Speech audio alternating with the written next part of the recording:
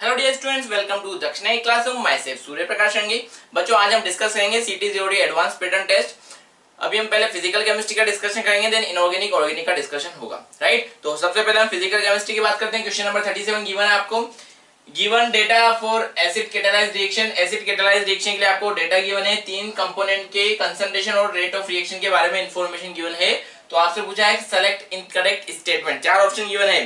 First given है order with respect to RCOH is 1 first order with respect to ROH is first order with respect to HA is first order with respect to HA is second order। तो correct statement क्या है वो आपको यहाँ पे check करना है। तो देखिए बिल्कुल इजी कैलकुलेशन है, थोड़ा सा कैलकुलेशन था, अगर कैलकुलेशन आपने किया होगा तो इजीली आप बता पाएंगे कि ऑर्डर क्या होगा। तो अगर हम रेट की बात करें, रेट क्या हो जाएगा, यहाँ पर तीन कंपोनेंट है तो K RCOH power X R dash OH power Y and HA power Z, right. तो इस तरीके से आप यहाँ पे तीन ऑर्डर इनका कंसीडर कर लीजिए, X Y and Z, right. अब डिफरेंट कंसंट्रेशन पे यहाँ पर रेट कंपेयर करके आप क्या कर सकते हैं, ऑर्डर बता सकते हैं। तो यहाँ पे इनिशियल रेट यहाँ पे क्या थी, तो हम यहाँ पे फर्स्ट और सेकंड जो रेट है इसको हम R1 बोल देते हैं, इसको R2 बोल देते हैं, इसको R3 बोल देते हैं और R4 बोल देते हैं। तो अगर हम R1 और R2 का रेशियो ले लें तो क्या होगा कि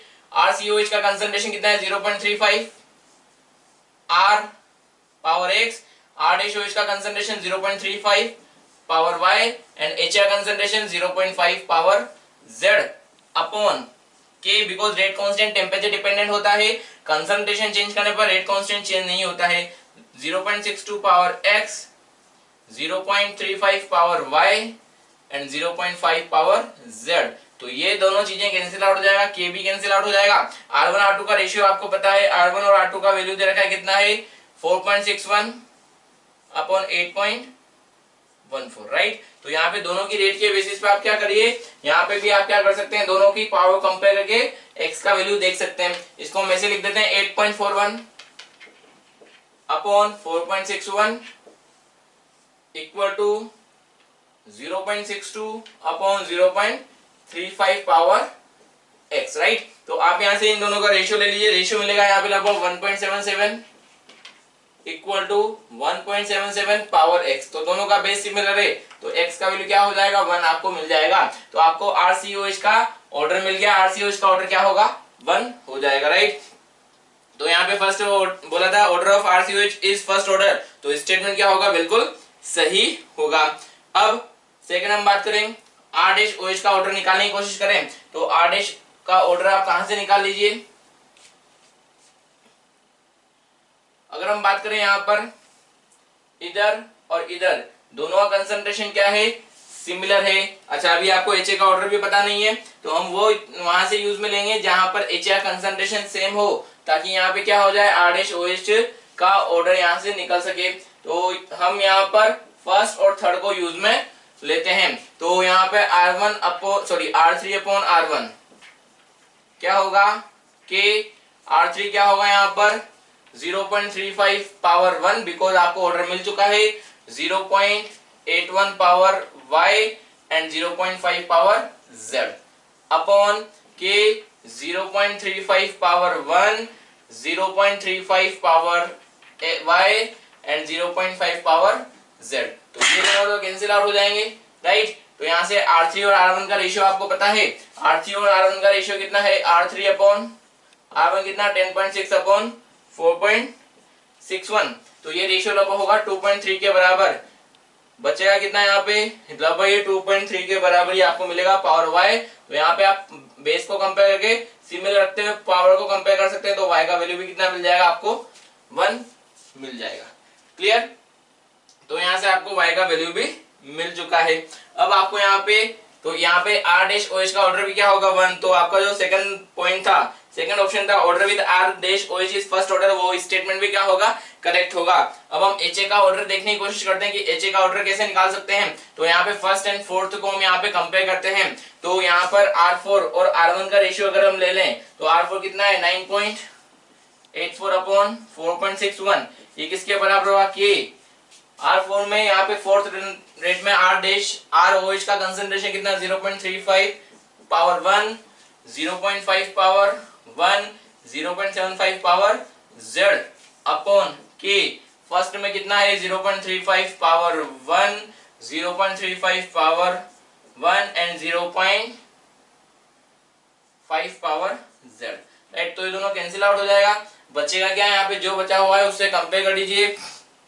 तो कैलकुलेट कीजिए कितना 9.84 अपॉन 4.61 इंटू इधर भेजिए 0.35 upon 0.5 equal to 0.75 upon 0.5 z, ये हो जाएगा 1.5 पावर z। आप इनको कैलकुलेट करेंगे तो यहाँ पे भी मिलेगा 1.5 इक्वल टू 1.5 पावर z, तो z का वैल्यू भी कितना होगा यहाँ पर 1 हो जाएगा। मींस तीनों का ही ऑर्डर क्या होगा, फर्स्ट ऑर्डर ही रहेगा। तो जो फोर्थ स्टेटमेंट था वो क्या हो जाएगा यहाँ पे, फोर्थ स्टेटमेंट इनकरेक्ट हो जाएगा कि एच का ऑर्डर क्या होगा सेकंड, बट एच का ऑर्डर क्या होगा फर्स्ट ही होगा, राइट। नेक्स्ट क्वेश्चन नंबर 38 की बात करें, बोला है given using given data find the value of के। अब बिल्कुल इजी है, आपको यहाँ पे पता है कि तीनों का ऑर्डर क्या है 1 है, आपको रेट पता है तो के का वैल्यू आप इजीली निकाल सकते हैं। तो क्या तरीका है यहाँ पर रेट के निकालने का, तो क्या हो जाएगा, अगर हम बोलते हैं R1 इक्वल टू के into RCOOH power 1 and R dash OH power 1 and HA power 1, right. तो सभी का वैल्यू पुट कीजिए तो आपको यहाँ पे के का वैल्यू मिल जाएगा। के कितना होगा, आप फर्स्ट ऑर्डर के फर्स्ट इंफॉर्मेशन के बेसिस पे देख लीजिए 4.61 अपॉन RCOH का कंसंट्रेशन कितना है 0.35 इंटू R डैश कितना है 0.35 R डैश OH और ये कितना है 0.5, कैलकुलेट करेंगे तो आपको मिल जाएगा 75, राइट। तो यहाँ पे तीनों ही क्या है फर्स्ट ऑर्डर के हैं, तो तीनों फर्स्ट ऑर्डर है तो इसका यूनिट भी क्या होगा, यहाँ पे टोटल मिला के 1 1 1 थर्ड ऑर्डर का, तो इसका यूनिट क्या होगा थर्ड ऑर्डर वाला हो जाएगा। तो थर्ड ऑर्डर का यूनिट क्या होगा लीटर स्क्वायर पर मोल स्क्वायर से इंटू सेकेंड, राइट। यहाँ पे अच्छा मिनट में दे रखा है तो ये क्या हो जाएगा मिनट, राइट। तो इसका वैल्यू क्या होगा के का 75 लीटर स्क्वायर पर मोल स्क्वायर पर मिनट। तो ये आपका आंसर हो जाएगा कौन सा वाला, फर्स्ट आंसर आपका करेक्ट आंसर होगा। नेक्स्ट क्वेश्चन नंबर 39 एंड 40 की बात करते हैं। कॉम्प्रिहेंशन गिवन आपको, consider reaction in which reactant R is converted into product P। तो रिएक्टेंट से प्रोडक्ट P के लिए आपको इंफॉर्मेशन गिवन है, बोला गया है when the initial concentration of R is 0.5 half life of reaction is 20 minute. तो जब 0.5 मोलर था तो टी हाफ कितना था यहाँ पे 20 मिनट था। When the initial concentration increase to 1.3, तो 0.5 मोलर से 1.3 मोलर कर दिया है तो टी हाफ कितना हो गया 7.69 मिनट हो गया है। What is the order of reaction, बिल्कुल इजी है, राइट। तो रिलेशन आपको पता होगा, यहाँ पर कंसंट्रेशन का R is proportional to initial concentration proportional sorry t half is proportional to initial concentration power n-1। तो ये हाफ लाइफ का कंसंट्रेशन के साथ रिलेशन है, कौन से यहाँ पे, तो जो भी ऑर्डर होगा ये n क्या है ऑर्डर ऑफ रिएक्शन, तो जो भी ऑर्डर होगा वो यहाँ से आपको मिल जाएगा। तो दो डिफरेंट टी हाफ दे रखा है, T half 1 upon T half 2। तो यहाँ पे देखिए कंसंट्रेशन बढ़ाने पर हाफ लाइफ क्या हो गया डिक्रीज हो गया है, 20 मिनट से 7.69 चला गया है। तो मींस ये यहाँ पर जो कंसंट्रेशन है वो हाफ लाइफ के इनवर्सली प्रोपोर्शनल रहेगा। तो यहाँ पे T half 1 upon T half 2 किसके बराबर R1 R2 upon R1 power n-1। तो वैल्यू पुट कीजिए, इनिशियल टी हाफ कितना था 20 मिनट, फाइनल टी हाफ कितना हो गया 7.69 इक्वल टू फाइनल कंसंट्रेशन कितना है यहाँ पे 1.3 upon initial concentration 0.5 power n-1। तो इसको आप सॉल्व करेंगे तो मिल जाएगा आपको 2.6 के लगभग इक्वल टू कितना हो गया 2.6 पावर n-1। तो यहाँ पे पावर कंपेयर कर लीजिए, n-1 किसके बराबर 1 के बराबर, तो n क्या हो जाएगा यहाँ पे 2। मींस ये रिएक्शन कौन सा ऑर्डर का होगा, यहाँ पर सेकंड ऑर्डर का रिएक्शन होगा। तो कौन सा ऑप्शन करेक्ट होगा आपका सी ऑप्शन, ठीक है। नेक्स्ट क्वेश्चन नंबर 40 की बात करें। क्वेश्चन नंबर 40 में आपको बोला गया है what is the rate constant of the reaction. तो रिएक्शन का रेट कांस्टेंट क्या होगा, तो अब सेकंड ऑर्डर रिएक्शन है तो सेकंड ऑर्डर में हाफ लाइफ क्या होगा, यहाँ पे रिलेशन क्या होता है 1 upon remaining concentration minus 1 upon initial concentration equal to KT, ये होता है सेकंड ऑर्डर रिएक्शन में रिलेशन। तो आपको यहाँ पे हाफ लाइफ का इंफॉर्मेशन बताया, तो हाफ लाइफ का इंफॉर्मेशन है तो हाफ लाइफ की बात करते हैं। हाफ लाइफ पे रिमेनिंग कंसंट्रेशन इनिशियल का क्या हो जाता है हाफ हो जाता है R0 बाय 2, तो कितना होगा 2 upon R0 minus 1 upon R0 equal to K T half. तो कितना होगा 1 upon R0 equal to K T half, so K will be equal to 1 upon R naught T half. तो के का value आप यहाँ से निकाल सकते हैं। इनिशियल कंसंट्रेशन कितना है जब यहाँ पे 0.25 है, सॉरी 0.5 है, तो यहाँ पे हाफ लाइफ कितना गिवन है आपको 20 मिनट, राइट। तो ये कितना हो जाएगा यहाँ पर 1/10। तो के का वैल्यू आपको मिल जाएगा कितना 1/10 और 0.1 मोलर 0.1। अब यहाँ पे सेकंड ऑर्डर है तो यूनिट क्या होगा लीटर पर मोल पर मिनट, राइट। तो ये आपको इसका यूनिट मिल जाएगा, राइट। तो कौन सा आंसर करेक्ट हो जाएगा आपका first answer. Next question number 47 की बात करते हैं। गिवन है आपको in a gases reaction given है A2 से बन रहा है यहाँ पे B gas plus half C gas. There is increase in pressure from 100 mm Hg to 120 mm Hg in 5 minute, then rate of disappearance of A2 in mm Hg। तो ये आपको दे रखा है कि रेट ऑफ डिसअपियरेंस क्या होगा। तो rate of disappearance या रेट ऑफ अपीयरेंस आप कैसे निकालते हैं, change in concentration upon time या change in pressure upon time. तो आपको रेट ऑफ डिसअपियरेंस बताना है A2 का, तो A2 का प्रेशर कितने टाइम में कितना चेंज हुआ वो आपको देखना है। तो आपको दे रखा था इनिशियली प्रेशर कितना था 100 mm, 100 mm Hg से कितना हो गया 120। तो अगर आप 100 mm को इनिशियल प्रेशर मान के कंसीडर करें तो 100 mm में से क्या होगा कुछ कम प्रेशर होगा, प्रेशर कम होगा। तो यहाँ पे कितना होगा, अगर ये 1 मोल है तो 1 मोल से 1 मोल और हाफ मोल बनेगा। तो यहाँ पे x atm प्रेशर कम होगा, x mmHg प्रेशर कम होगा, तो यहाँ पे कितना बनेगा x mmHg and x/2 mm of Hg। तो इनिशियली प्रेशर कितना था 100 था, राइट। तो इनिशियल प्रेशर 100 था और जो फाइनल प्रेशर है वो कितना हो गया 120। तो फाइनल टोटल प्रेशर की बात करें कितना हो जाएगा this plus this plus this 100 plus x/2, तो ये कितना होगा 120 के बराबर। तो x/2 कितना 20, सो x कितना हो जाएगा आपको 40 mm ऑफ Hg, राइट। तो यहाँ पे इनिशियली t इक्वल टू 0 पर A2 का प्रेशर कितना था 100 और t इक्वल टू कितने मिनट पर, यहाँ पर 5 मिनट पर प्रेशर कितना हो जाएगा 100 minus x means 60 mm of Hg हो जाएगा। तो यहाँ पे इनिशियली 100 था, फाइनली 60 हो गया, तो प्रेशर कितने से कम हो गया 40 mm Hg से कम हो गया। तो यहाँ पे rate of disappearance of A कितना होगा change in pressure upon time, because यहाँ पे रेट नेगेटिव नहीं होती है इसलिए हम उनका जो डिफरेंस लेंगे वो पॉजिटिव लेंगे। तो इनिशियल 100 से कितना रह गया 60, यानी कितना प्रेशर कम हुआ 40 से कम हुआ, अपॉन कितना टाइम लगा इसमें यहाँ पे 5, तो ये कितना हो जाएगा 8। यहाँ पर रेट आपको मिल जाएगा, क्लियर है। चलिए नेक्स्ट बात करते हैं क्वेश्चन नंबर 52 से 54। 3 क्वेश्चन है यहाँ पे, कॉलम मैचिंग वाले क्वेश्चन है। कॉलम दे रखा है कंडक्टिविटी और कंडक्टिविटी का वेरिएशन टाइटेंट के वॉल्यूम के साथ, और आपको यहाँ पे दे रखा है कि यहाँ पर क्या क्या किस किस को एडिशन किया गया होगा। तो ये ग्राफ आपको मिल रहा होगा। तो पहले हम देखते हैं यहाँ पे क्वेश्चंस को सॉल्व करने से पहले कि कॉम्बिनेशन यहाँ पर क्या क्या हो सकते हैं, उसके बाद हम यहाँ पे ऑप्शंस की बात करेंगे, क्वेश्चंस की बात करेंगे। तो यहाँ पे आपको दे रखा है कंडक्टिविटी पहले डिक्रीज हो रही है, फिर इंक्रीज हो रही है, फिर शार्पली इंक्रीज हो रही है। तो ये ध्यान रखें कि जब भी कंडक्टिविटी शार्पली इंक्रीज होती है तो इसका मीन्स वहां पे स्ट्रॉन्ग इलेक्ट्रोलाइट का एडिशन किया जा रहा होगा। जब कंडक्टिविटी शार्पली इंक्रीज होती है तो वहां पे स्ट्रॉन्ग इलेक्ट्रोलाइट का एडिशन किया जा रहा होगा। तो इस पॉइंट के बाद काफी ज्यादा शार्पली इंक्रीज हुई, तो मींस इस पॉइंट के बाद जो हमने स्ट्रॉन्ग यहाँ पे जो एडिशन हुआ है वो स्ट्रॉन्ग इलेक्ट्रोलाइट का ही हुआ होगा। तो यहाँ पे अगर हम बात करें कि फर्स्ट ग्राफ आपको कब मिलता है, फर्स्ट ग्राफ की अगर हम बात करें तो फर्स्ट ग्राफ आपको कब मिलता है कि जब आप वीक इलेक्ट्रोलाइट का स्ट्रॉन्ग इलेक्ट्रोलाइट के साथ रिएक्शन कराते हो। तो अभी हम वीक एसिड का अगर हम स्ट्रॉन्ग एसिड के साथ रिएक्शन करवाएं या फिर वीक बेस का स्ट्रॉन्ग बेस के साथ टाइट्रेशन कराएं तो ऐसा वाला ग्राफ मिलने वाला है। क्यों मिलने वाला है उसका मैं आपको थोड़ा सा हिंट देता हूं, हालांकि आपने चैप्टर में पूरे ठीक से पढ़े हैं, फिर भी आपको थोड़ा सा हिंट दे देते हैं कि जब आप एसिडिक एसिड के अंदर NaOH मिलाते हैं तो इनिशियली सॉल्यूशन में क्या था एसिडिक एसिड था, तो उसका कंडक्टिविटी क्या था कम था, राइट।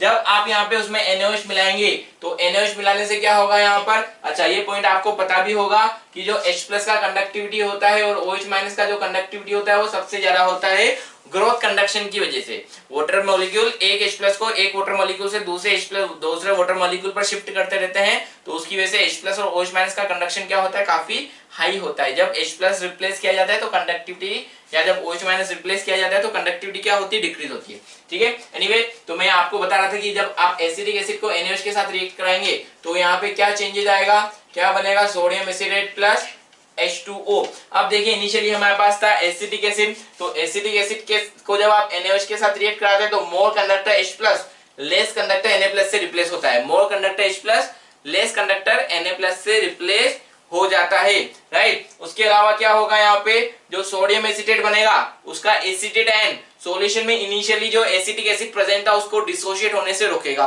देखिए मैं क्या बोल रहा हूं कि यहाँ पे more conductor H+ ion less conductor Na+ से रिप्लेस हुआ तो कंडक्टिविटी क्या हुई, डिक्रीज हुई। उसके अलावा जो एसीटेट आयन था वो एग्जिस्टिंग एसिटिक एसिड के डिसोसिएशन को सप्रेस करेगा, तो ओवरऑल सॉल्यूशन में H+ क्या होगा, कम होगा। इसलिए इनिशियली कंडक्टिविटी क्या हो रही है, डिक्रीज हो रही है, ठीक है, इनिशियली।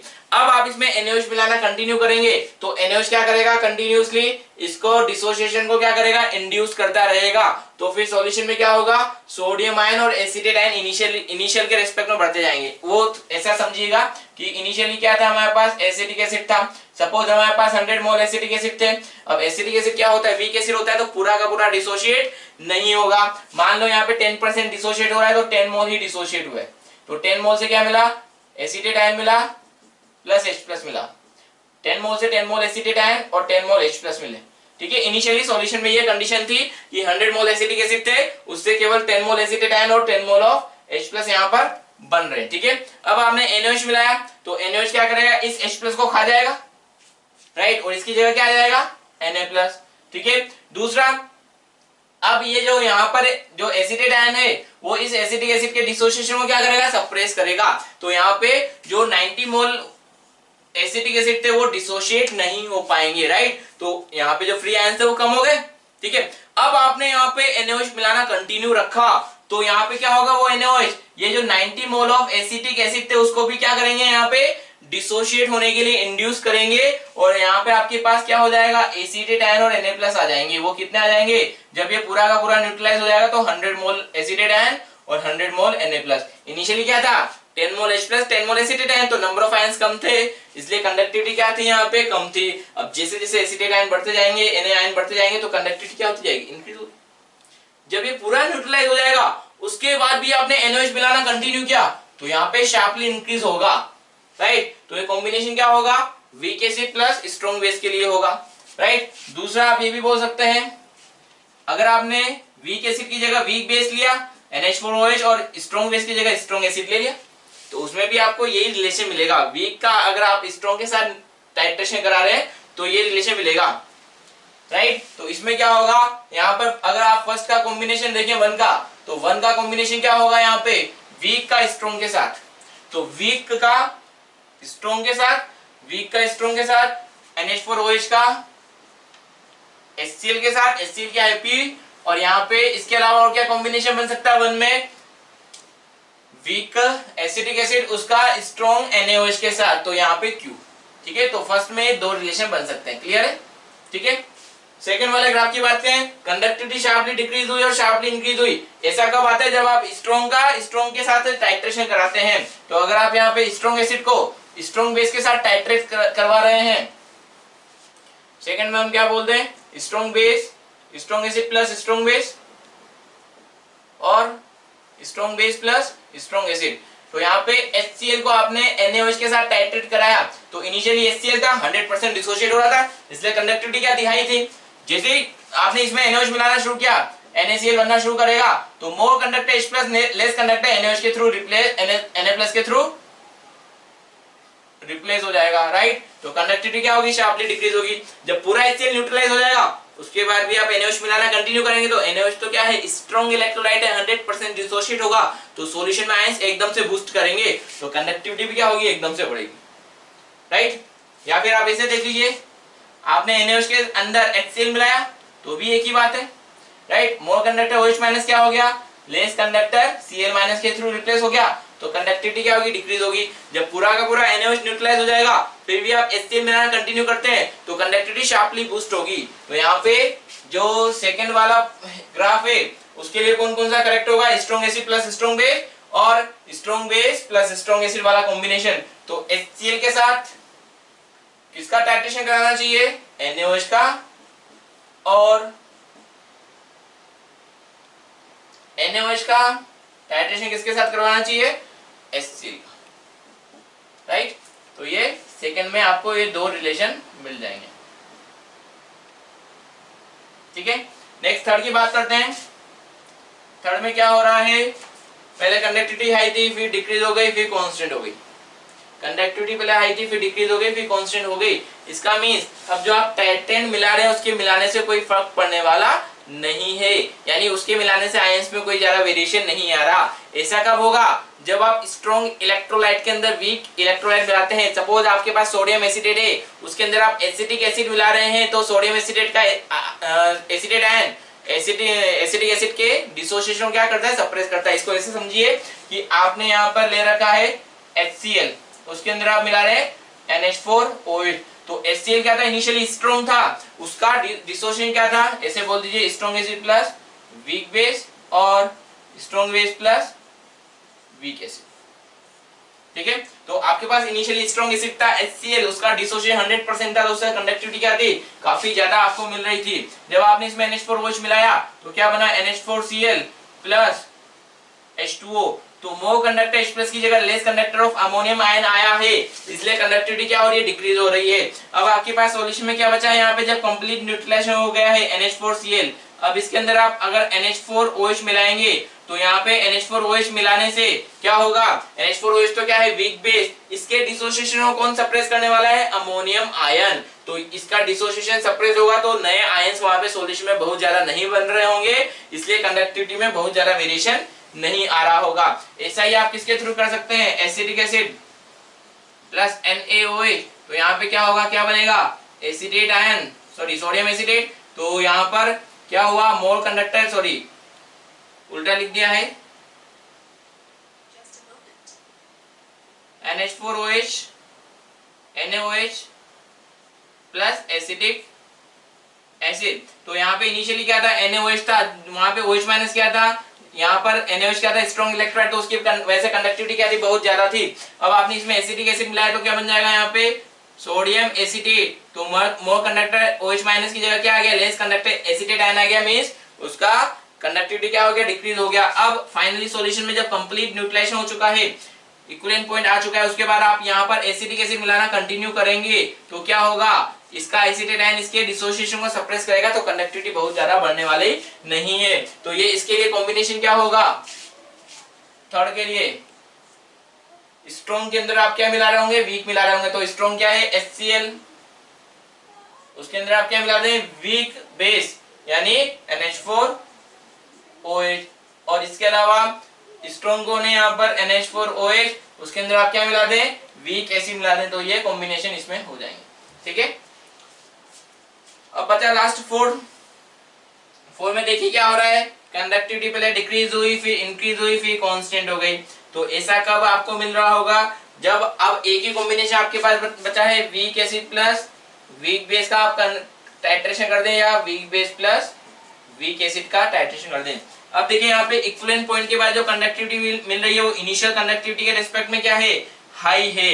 तो ऐसा मींस कब होगा? इनिशियली डिसोसिएशन कम हो रहा था, बाद में नंबर ऑफ आयंस क्या हो गए? बहुत ज्यादा इंक्रीज हो गए। तो इनिशियली कौन था? वीक था, राइट। तो आप वीक का टाइट्रेशन करा दीजिए। वीक सपोज आपने ले लिया एसिटिक एसिड, तो इसका आपने टाइट्रेशन कराया अमोनियम हाइड्रोक्साइड के साथ, तो इसका डिसोसिएशन क्या था? इनिशियली कम था। अब आपने जैसे इसमें अमोनियम हाइड्रोक्साइड मिलाया तो यहाँ पे क्या हुआ? अमोनियम एसिटेट बना।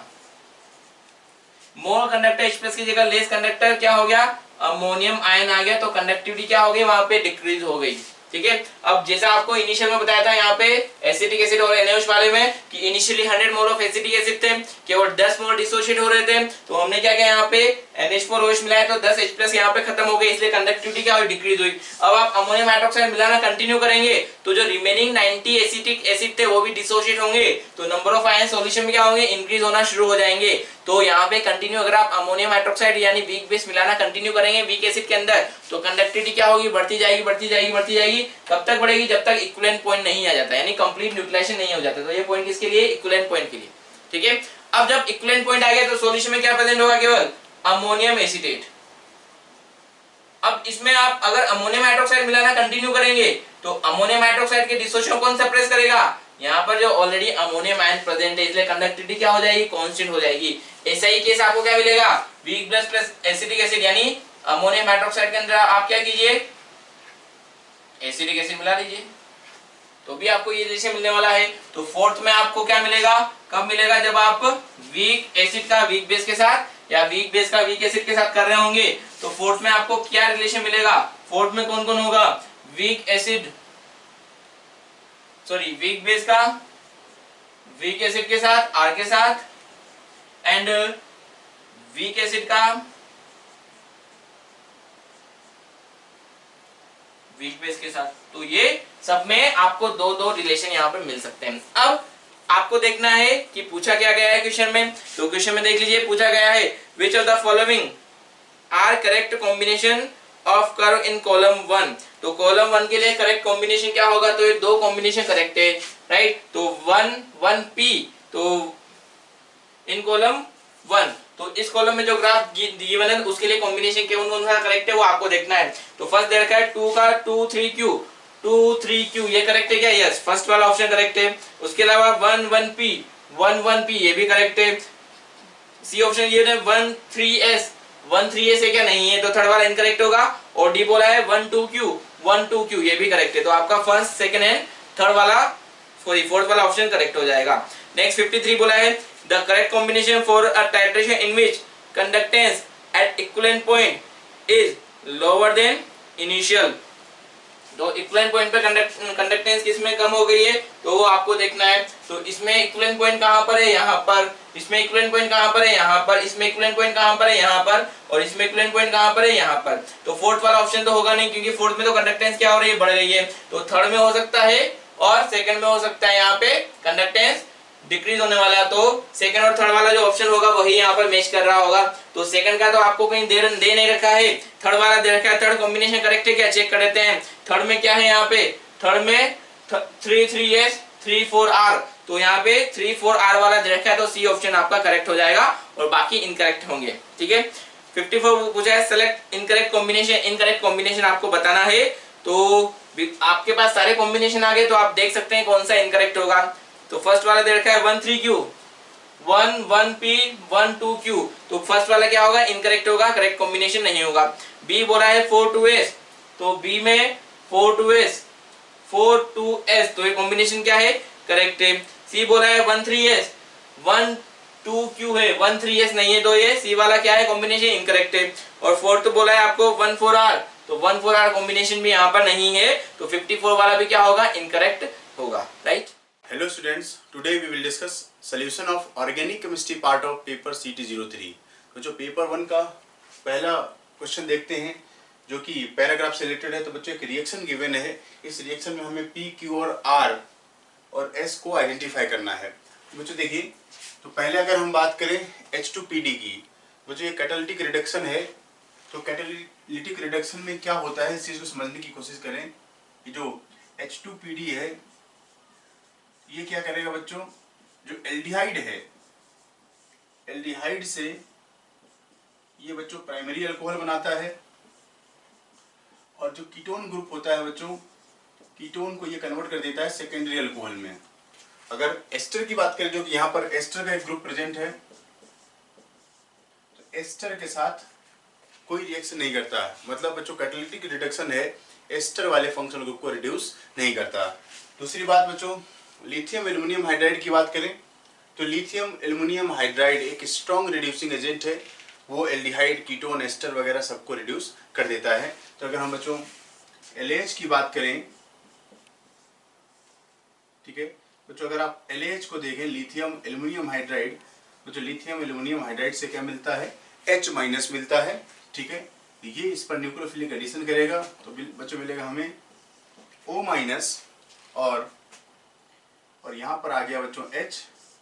फिर सॉल्वेंट से, चूंकि बच्चों यहाँ पर नेगेटिव चार्ज है और सॉल्वेंट यहाँ पर लिखा है ETOD,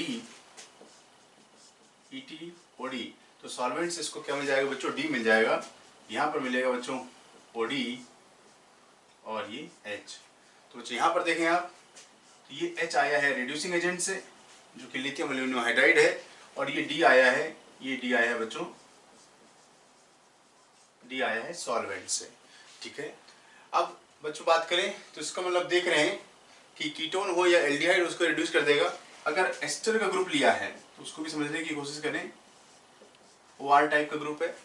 तो एस्टर वाले पार्ट में बच्चों ये देखिए, ये लिविंग का काम करता है। तो जब लिथियम एल्युमिनियम हाइड्राइड होगा ये जो लीविंग ग्रुप है ये लीव करता है बच्चों, तो पहले केस में हमें मिलेगा C++OH प्लस ये मिलेगा बच्चों RO माइनस। अब बच्चों सॉल्वेंट जो कि हमारा ETOD है, ETOD सॉल्वेंट से इसको D मिल जाएगा, तो ये बन गया ROD। और चूंकि ये बच्चों फिर से एल्डिहाइड आ गया है तो इसका फिर से लिथियम एल्यूमिनियम हाइड्राइड के साथ रिडक्शन होगा, और रिडक्शन होकर के आपको बच्चों मिलेगा रिडक्शन, और दूसरे केस में हमने सॉल्वेंट का इस्तेमाल किया ETOD। तो सॉल्वेंट का जो बच्चों D है या H होता वो इस ऑक्सीजन के पास आ गया, और जो रिड्यूसिंग एजेंट है उसका जो H माइनस है न्यूक्लियोफाइल का काम करता है बच्चों, वो H यहाँ पर आएगा। तो इस तरीके से प्रोडक्ट का फॉर्मेशन यहाँ पर होता है। तो बच्चों आप देखते हैं इन दोनों ही केसेस में, तो पहला केस जो Q बनाना है कैटालिटिक रिडक्शन है, तो बच्चों हमने ये तरीका बताया है, अब हम इसका डायरेक्ट प्रोडक्ट यहाँ पर लिखते हैं। तो पहले केस का प्रोडक्ट बना लिया बच्चों हमने डबल बॉन्ड O। तो अगर हम Q प्रोडक्ट की बात करें तो एस्टर का ग्रुप सलामत रहेगा, क्योंकि यहाँ पर जो लिथियम जो कैटालिटिक रिडक्शन है ये एस्टर को रिड्यूस नहीं करता। अब बच्चों इस ग्रुप की बात करें, ये सेकेंडरी अल्कोहल जो कीटोन है बच्चों वो सेकेंडरी अल्कोहल में चेंज होता है, और जो एल्डिहाइड है वो बच्चों प्राइमरी अल्कोहल में कन्वर्ट हो जाएगा। इसमें आ जाएगा बच्चों ये CH2OH, और ये ग्रुप ऐसे ही रहेगा। तो this is the group Q product. अब बच्चों हम इसकी बात करें P की, तो P को भी देख लेते हैं। तो उसी तरीके से चलते हैं बच्चों। यहाँ पर देखिए ऑक्सीजन के पास सॉल्वेंट वाला D आ जाएगा, तो अल्कोहल यहाँ पर ही बनेगा, कीटोन का सेकेंडरी अल्कोहल और एल्डिहाइड का प्राइमरी अल्कोहल। और हमें इस अल्कोहल की अगर बात करें तो ये देखिए CH2OH बनेगा, जैसे ये OH था लेकिन यहाँ पर D लिया गया है, तो यहाँ पर बच्चों आ जाएगा आपका OD। ठीक है, अब बच्चों हम इस रिंग की बात करते हैं। तो रिंग वाले केस में बच्चों ये ऐसे ही है जैसे यहाँ पर एस्टर लिया है। अगर रिंग वाला कोई ग्रुप है उसको भी यहाँ समझने की कोशिश करते हैं बच्चों, डबल बॉन्ड O और यहाँ पर है O। तो बच्चों लिथियम एल्यूमिनियम हाइड्राइड का जो न्यूक्लियोफाइल है H माइनस वो कार्बोनिल कार्बन पर अटैक करेगा, और ये लीविंग ग्रुप वाला, चूंकि यहाँ पर लीविंग ग्रुप ओपन चेन वाला पार्ट था, ये साइक्लिक का पार्ट है तो ये लीव करेगा। तो हमें मिलेगा बच्चों डबल बॉन्ड OH और O माइनस। ठीक है, फिर से देखिए लिथियम एल्यूमिनियम हाइड्राइड है LaH है तो वो अटैक करेगा। ठीक है, तो फिर से H माइनस, उसने इसको तोड़ा तो हमें मिला बच्चों O माइनस, इस तरीके से O माइनस। अब बच्चों सॉल्वेंट जो तो सॉल्वेंट ETOD है वो आ जाएगा। ठीक है, तो इसने OD बनाया और यहाँ पर ये जो है OD बना देगा। ठीक है, तो O माइनस से सॉल्वेंट से इसको क्या है बच्चों, ये यहाँ से D पकड़ेगा, ये यहाँ से भी D पकड़ लेगा, ये OD में चेंज हो गया। तो ये जो पार्ट है, जो दूसरा वाला पार्ट है उसको देखें बच्चों, तो यहाँ पर मिलेगा आपको OD, और ये बॉन्ड जो कि ब्रेक हो चुका है, इसको देखिए बॉन्ड ब्रेक हो चुका है, और यहाँ पर भी आ जाएगा OD। कार्बनों की संख्या बिल्कुल बराबर है, 1 2 3 4 5 कार्बन है बच्चों, 1 2 3 4 5 कार्बन है। ये आपका बच्चों P प्रोडक्ट है। ठीक है, अब हम बात करते हैं आगे R और S प्रोडक्ट की बात करते हैं। ठीक है, तो हम यहाँ पर थोड़ा स्पेस बनाते हैं बच्चों।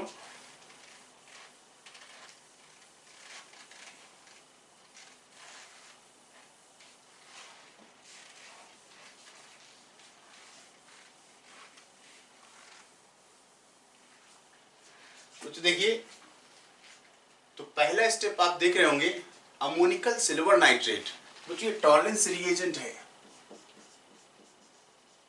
Tollens reagent. और आपको इसका काम पता है कि टॉलेंस रिएजेंट का कीटोन पर कोई फर्क नहीं पड़ता बच्चों, ये एल्डिहाइड को एसिड में कन्वर्ट कर देता है। ठीक है, तो स्टेप बाय स्टेप लिखने की कोशिश करते हैं बच्चों हम।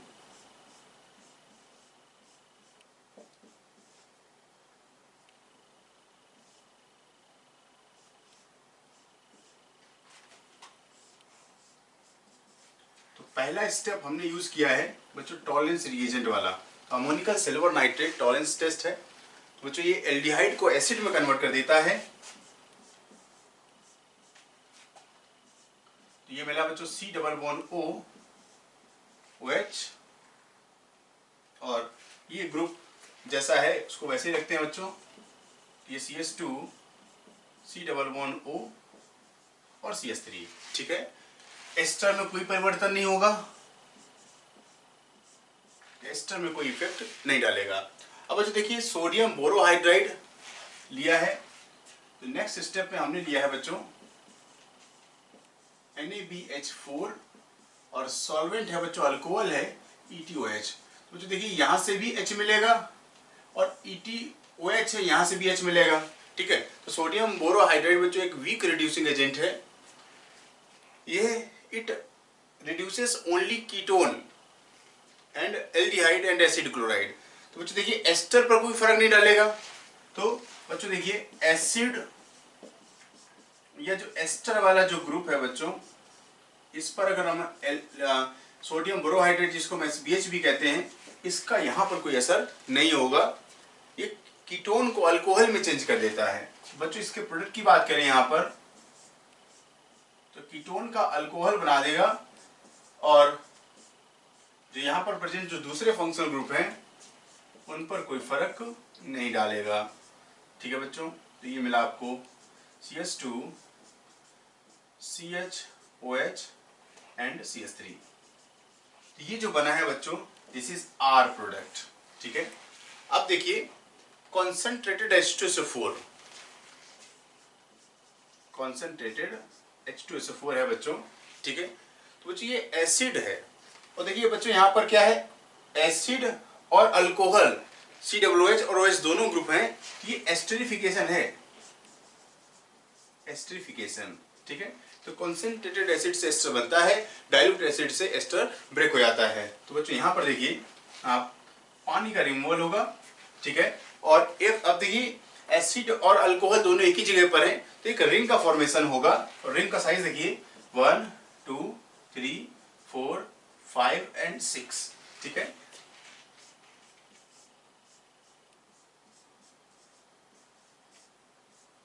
बच्चों इस तरीके से अब देखिए एक रिंग बना देते हैं हम यहाँ पर, 6 मेंबर रिंग बनाते हैं बच्चों। इसमें देखिए अगर हम नंबरिंग करें, ये 4 है, ये 5 है और ये 6 में क्या है C डबल बॉन्ड O लगा हुआ है और 1 पर क्या है बच्चों, ये 1 पर है एक ऑक्सीजन 1 और ये 2 एंड 3 एंड 4। ये जो बना है बच्चों प्रोडक्ट, ये आपका S प्रोडक्ट है। तो क्वेश्चन में हमसे पूछा था कि P Q और S प्रोडक्ट को आइडेंटिफाई करना है, वो क्या है वो हमने बच्चों यहाँ पर बना लिए हैं। तो नेक्स्ट क्वेश्चन देखते हैं जिसमें एल्कीन में अल्कोहल और एसिड के प्रेजेंस में इलेक्ट्रोफिलिक एडिशन कराया गया है और हमसे पूछ रहा है कि इलेक्ट्रोफाइल फर्स्ट स्टेप का क्या है और इलेक्ट्रोफाइल सेकंड स्टेप का क्या है। तो बच्चों देखिए अगर हम सॉल्व करें तो इसमें देखिए, तो पहला स्टेप अगर हम रिएक्शन का बात करें तो बच्चों इसमें अगर हम इलेक्ट्रोफाइल की बात करें तो पहले स्टेप का जो इलेक्ट्रोफाइल है वो क्या है बच्चों, ये H+ है, ठीक है। फर्स्ट स्टेप का इलेक्ट्रोफाइल क्या है, H+ है, क्योंकि इलेक्ट्रोफिलिक एडिशन का पहला स्टेप रीडिटरमाइनिंग स्टेप और स्लो स्टेप होता है।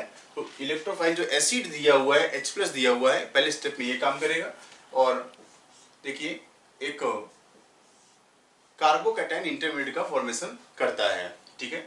तो ये पहला स्टेप हो गया। अब अगले स्टेप की बात करें बच्चों, तो अगले स्टेप में अगर देखें, क्योंकि हमने ये कैटायन बना लिया है और इसमें इसको अब जरूरत है न्यूक्लियोफाइल की, और न्यूक्लियोफाइल बच्चों है यहाँ पर ETOH है, क्योंकि इसके पास बच्चों क्या है लोन पेयर है, ये इस पर अटैक करेगा और हमें मिल जाएगा बच्चों OH और ET यहाँ पर आएगा पॉजिटिव चार्ज, ठीक है। यहाँ से हम इसे रिमूव कर सकते हैं और जो प्रोडक्ट दिया है बच्चों हमने वो प्रोडक्ट यहाँ पर फॉर्मेशन किया है इस तरीके से, ठीक है। तो सेकंड स्टेप, ये बच्चों फर्स्ट स्टेप है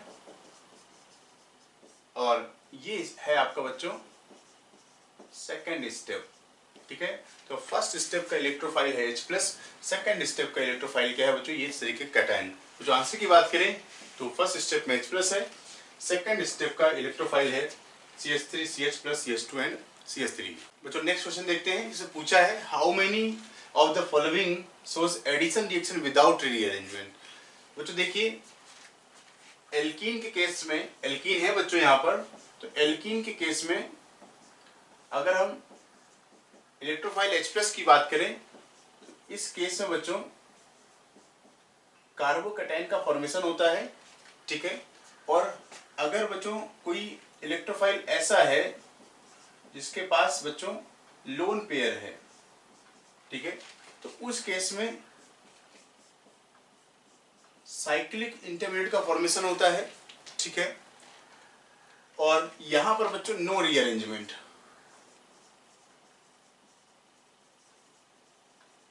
ठीक है। और इस केस में कैन रीअरेंज, ठीक है। तो जो जब एसिड लेते हैं तो उस केस में कार्बोकैटायन में रीअरेंजमेंट होता है, और जब जिसको बोलते हैं बच्चों क्लासिकल कार्बोकैटायन, और इसको कहते हैं हम नॉन क्लासिकल कार्बोकैटायन। तो साइक्लिक इंटरमीडिएट जब बनता है तो उस केस में कार्बोकैटायन रीअरेंज नहीं करता। वो जो अपना केस देखिए, तो अपना केस है 4 कार्बन 1 2 3 एंड 4, तो 3 मिथाइल है बच्चों, ये CH3H और CH डबल बॉन्ड CH2, ठीक है। इसमें बिल्कुल रीअरेंजमेंट की पॉसिबिलिटी है कि अगर हम इलेक्ट्रोफाइल बनाते हैं इसमें बच्चों H+ की अटैक करवाते हैं तो इसमें बच्चों कार्बोकैटायन का रीअरेंजमेंट होगा। तो विदाउट रीअरेंजमेंट आपसे पूछा है how many of the following shows addition reaction without rearrangement. तो बच्चों देखिए पहला केस तो यही HBr in the presence of peroxide, anti Markovnikov का रूल, क्रास इफेक्ट जिसको हम कहते हैं बच्चों। तो यहाँ पर पेरोक्साइड इफेक्ट भी बोलते हैं, इसमें रेडिकल इंटरमीडिएट बनता है, कोई रीअरेंजमेंट नहीं होता। ICl की बात करें बच्चों तो इसका इलेक्ट्रोफाइल क्या है I+, जिसमें लोन पेयर प्रेजेंट है। अगर इलेक्ट्रोफाइल पर लोन पेयर है तो वो रीअरेंज नहीं करता, साइक्लिक इंटरमीडिएट बनाएगा। इसी तरीके से बच्चों क्लोरीन वाटर, इसका भी इलेक्ट्रोफाइल Cl+ है जिस पर लोन पेयर प्रेजेंट है, इस पर भी रीअरेंजमेंट नहीं होगा।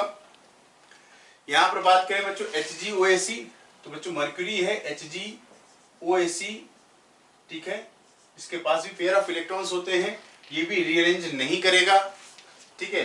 B2S6 बच्चों, B2S6 का इलेक्ट्रोफाइल आपको पता है बच्चों BS3 इलेक्ट्रोफाइल है, वैकेंट ऑर्बिटल है, 6 इलेक्ट्रॉन से इलेक्ट्रॉन डेफिशिएंट है, इसमें भी रीअरेंजमेंट नहीं होता है।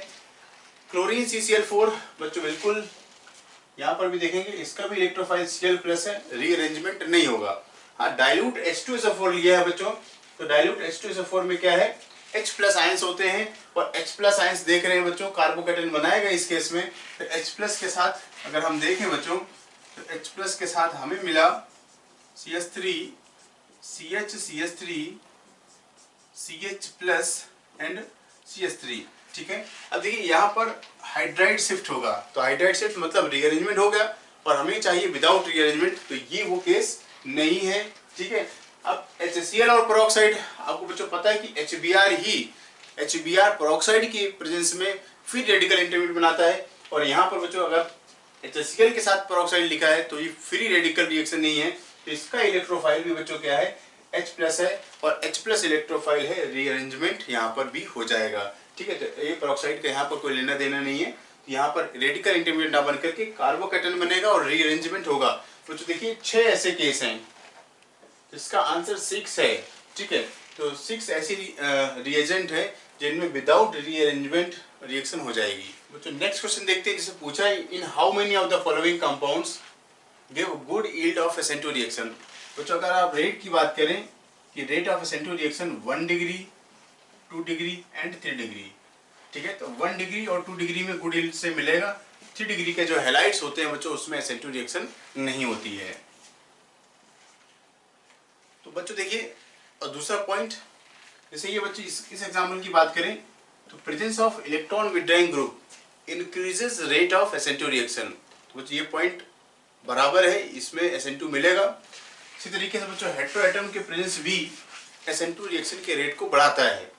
बच्चों benzyl and allyl halides also give SN2 reaction, बच्चों इसमें भी मिलता है। 2 डिग्री है बच्चों, इसमें कोई दिक्कत नहीं, इसमें मिल जाएगा, ठीक है। अब देखिए ये 1 डिग्री का हैलाइड है, इसमें भी मिलेगा। तो बच्चों ये इसकी बात करें तो vinyl and aryl halides are inert towards SN2 reaction, तो इसमें नहीं मिलेगा। बच्चों 3 डिग्री वाला है, इसमें नहीं मिलेगा। अगर हम इसकी बात करें बच्चों, ये अल्फा और बीटा, तो as steric hindrance around beta carbon increases, rate of SN2 decreases. बच्चों यहाँ पर बीटा कार्बन स्टेरिकली हिंडर्ड है, इसमें SN2 का मिलने का कोई चांस नहीं है। तो जहाँ SN2 हो रही है काउंट कर लेते हैं 1 2 3 4 एंड 5, कुछ इसका आंसर है 5। नेक्स्ट क्वेश्चन देखते हैं जिसमें एक्वस NaOH, ठीक है बच्चों, एक्वस NaOH मतलब वाटर भी है, ठीक है, मीडियम बेसिक है, और ये बच्चों एस्टर है। तो बेसिक मीडियम में एस्टर का हाइड्रोलिसिस कराना है, ठीक है बच्चों, हाइड्रोलिसिस ऑफ एस्टर, बच्चों बॉन्ड टूटेगा,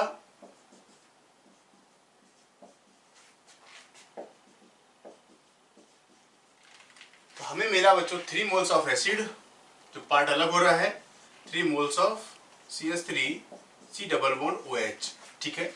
चूंकि मीडियम बेसिक है, तो बेसिक मीडियम में एसिड ना मिल करके हमें मिलेगा बच्चों salt of acid,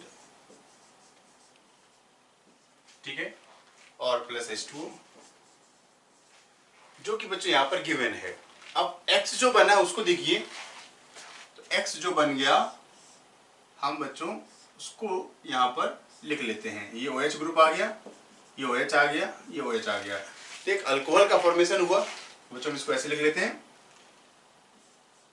CH2OH, CHOH and CH2OH, ठीक है।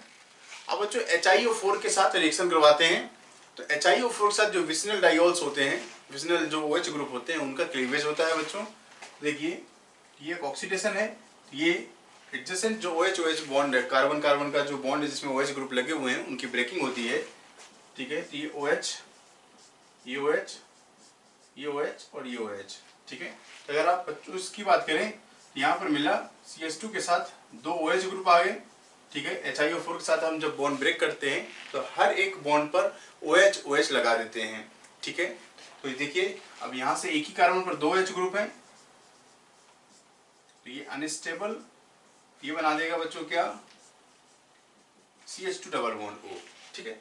सेम तरीका बच्चों यहाँ पर CH2 के साथ 2 OH बॉन्ड आ गए, ये भी अनस्टेबल है, H2O के साथ रिमूव करके CH2 डबल बॉन्ड O। बच्चों ये फॉर्मेल्डिहाइड है, ये फॉर्मेल्डिहाइड है, हमें बताना है कि कार्बोक्सिलिक एसिड जो प्रोडक्ट बन रहा है उसमें कितना होगा। तो अब यहाँ पर देखिए ये CH है, अब इससे जुड़े हुए बच्चों 3 OH ग्रुप हैं, यहाँ से अगेन वाटर रिमूव हो जाएगा और हमें मिलेगा CH double bond O and OH। तो फाइनल अगर हम HiO4 के साथ, तो X कंपाउंड ये है, तो X में HiO4 के साथ जब रिएक्शन कराते हैं तो जो प्रोडक्ट मिला है, तो उस प्रोडक्ट में है 2 moles of formaldehyde plus 1 mole of formic acid, ठीक है। तो ये क्या है, HCOOH, फॉर्मिक एसिड है। तो अगर हम बात करें तो एक ही मोल मिला है, तो number of moles of carboxylic acid present in and product वो क्या है, 1। हेलो बच्चों, आप लोगों ने फिजिकल और ऑर्गेनिक देख लिया है। अब हम करेंगे इनऑर्गेनिक के क्वेश्चंस और देखेंगे कि किस तरह से इनऑर्गेनिक क्वेश्चन पूछे गए थे। आज जो हम कर रहे हैं वो CT3 एडवांस कर रहे हैं, और CT3 एडवांस में पहले पेपर में तो ज्यादा क्वेश्चन नहीं आए, सेकंड पेपर में थोड़े ज्यादा क्वेश्चन थे। तो देखते हैं पहले पेपर का कि फर्स्ट पेपर में कितने क्वेश्चन थे और किस तरह से क्वेश्चन पूछे गए थे। तो अब हम करने वाले हैं CT3 एडवांस पेपर 1, ये बुक करने वाले हैं ना, ये करेंगे और देखेंगे किस तरह से क्वेश्चन पूछे गए हैं और सॉल्व करने की कोशिश करते हैं। चलिए क्वेश्चन नंबर 45, क्वेश्चन नंबर 45 आपसे पूछा गया है कि how many of the following ores are oxide ore. How many of following ores are oxide ores. अच्छा, ओर्स की खास बात है कि ओर्स बहुत सारे होते हैं, है ना। आपको याद कौन से करने हैं, आपको मेजरली याद रखने हैं जो आपकी एनसीईआरटीज में, उनको आप याद रखेंगे, और बाकी सब आपको याद नहीं रखने, सिर्फ एनसीईआरटीज में जितने हैं उतने ही आपको याद रखने हैं। तो क्या क्या ओर्स हैं, आपको ओर्स देखा बॉक्साइट, ठीक है, आपको देखा है कार्नालाइट, ठीक है, आपको दे रखा है सिल्वाइन,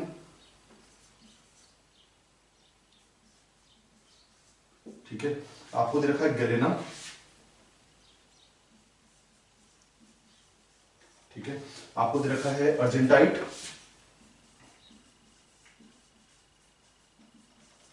ठीक है, आपको दे रखा है क्यूपराइट, आपको दे रखा है कैसेटराइट,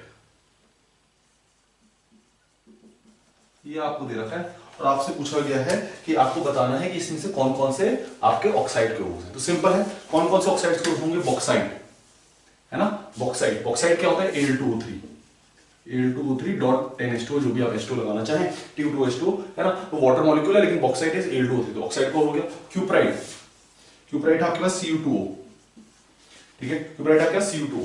और फिर सेटेराइट, कैसेटराइट, कैसेटराइट क्या है? SnO2। ये सारे के सारे क्या है? आपके ऑक्साइड होते हैं। अब बात करते हैं कार्बोनाइट की। तो कार्बोनाइट क्या होता है बेटा? KCl, MgCl2 है ना, .XH2O, यहाँ पर वाटर मॉलिक्यूल आ जाएगा। सिल्वाइन क्या आपके पास? KCl। गिलेना आपके पास क्या है? PbS। और आपके पास क्या है? Argentite Ag2S।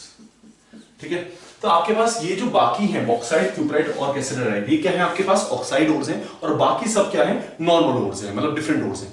तो आपसे पूछा गया कि कितने ऑक्साइड ओर्स हैं? तो 3 ऑक्साइड ओर्स हैं आपके पास। कितने ऑक्साइड ओर्स हैं? 3। तो इसका आंसर कितना होगा? 3 होगा, है ना। चलिए नेक्स्ट क्वेश्चन देखिए, नेक्स्ट क्वेश्चन देखिए।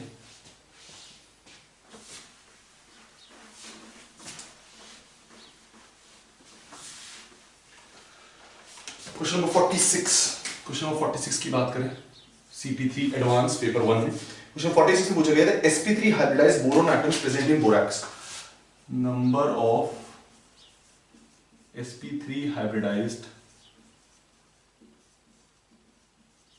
number of sp3 hybridized boron atoms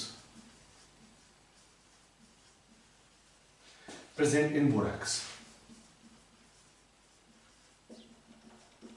कि कितने बोरॉन एटम्स हैं जो प्रेजेंट इन बोरैक्स हैं, वो sp3 हाइब्रिडाइज्ड हैं, आपको ये बताना है।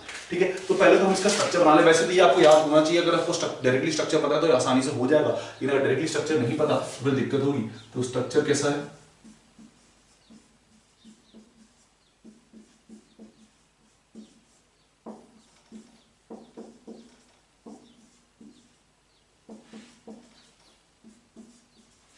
This is the structure, this is the structure. अब इसमें sp3 हाइब्रिडाइज्ड कौन से हैं? ये एक sp3 हाइब्रिडाइज्ड है और ये एक sp3 हाइब्रिडाइज्ड है। बाकी कोई भी इसमें sp3 हाइब्रिडाइज्ड बोरॉन नहीं है। ये sp2 है, ये भी sp2 है। ठीक है, तो आपके कितना आंसर हो जाएगा? इसका आंसर हो जाएगा 2। इसका आंसर हो जाएगा 2। आपके 2 बोरॉन ऐसे हैं जो sp3 हाइब्रिडाइज्ड हैं। ठीक है, सिंपल क्वेश्चन, सिंपल आंसर। चलिए आगे बढ़े।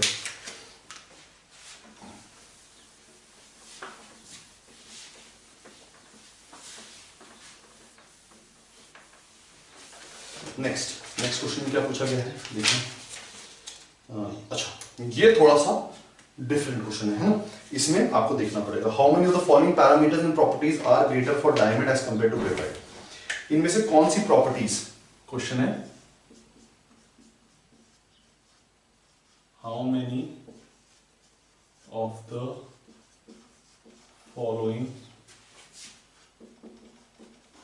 Property are greater for properties are greater for diamond as compared to graphite। Graphite के रिस्पेक्ट में डायमंड के लिए कौन सी प्रॉपर्टी ज्यादा हो, डायमंड की कौन सी प्रॉपर्टी ज्यादा हो? अच्छा, पहला बोला डेंसिटी।